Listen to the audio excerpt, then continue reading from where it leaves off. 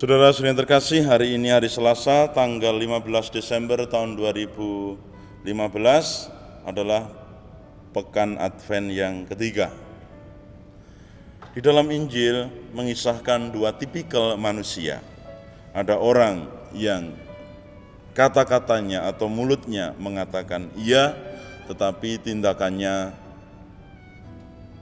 justru tidak. Sebaliknya, tipikal kedua, orang yang mulutnya mengatakan tidak, tetapi kemudian orang itu bertobat, lalu ia melakukan tindakan nyata.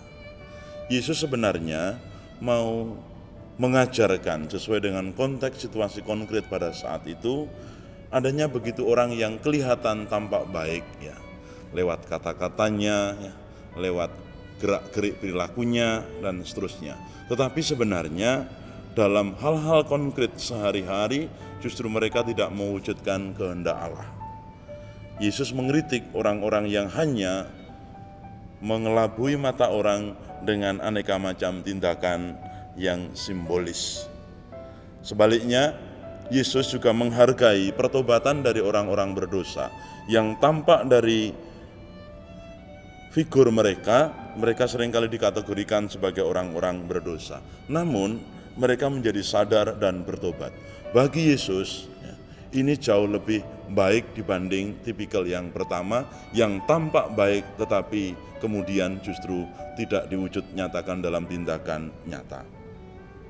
Para saudara yang terkasih, sebenarnya tentu kalau kita melihat ini ada tipikal yang ketiga tentunya, yakni orang yang mengatakan iya dan sekaligus juga melaksanakan sesuai dengan yang dikatakan itu.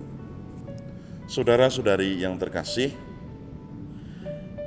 bagi Yesus, baik itu tidak hanya sebuah konsep, tidak hanya sebuah teori, tidak hanya sebuah kata, tidak hanya sebuah verbal, tetapi diwujud nyatakan di dalam tindakan konkret, tindakan yang nyata.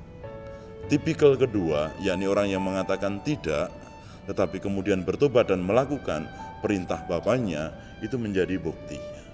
Jauh lebih baik ibaratnya menjadi mantan orang jahat daripada menjadi mantan orang baik.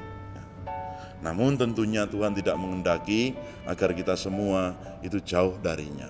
Tuhan tentunya mengharapkan bahwa kita itu baik kata maupun tindakan kita adalah senada. Bapak, Ibu, saudara-saudari yang terkasih, sekarang bentuk kebaikan konkret apa saja yang bisa dilakukan oleh kita sekalian?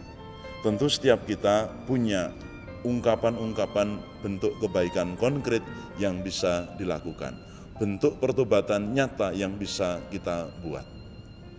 Masa Advent adalah masa bagi kita untuk menyiapkan diri akan hal ini.